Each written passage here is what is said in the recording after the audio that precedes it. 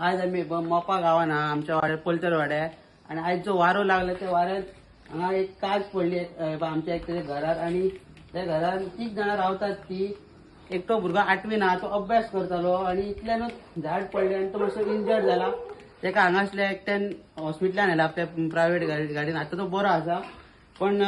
4 दीस पयलीं एप्लिकेशन दिल्ले फॉरेस्ट डिपार्टमेंटाक की ते झाड पडटले तुम्ही कापपाचे म्हणून ते डेंजरस ट्री म्हणून केल्ले तेंच्यांनी पण ते येवंक ना आणि आता झाड पडले आणि ते नुकसान झालं तुम्ही पाहू शकता यात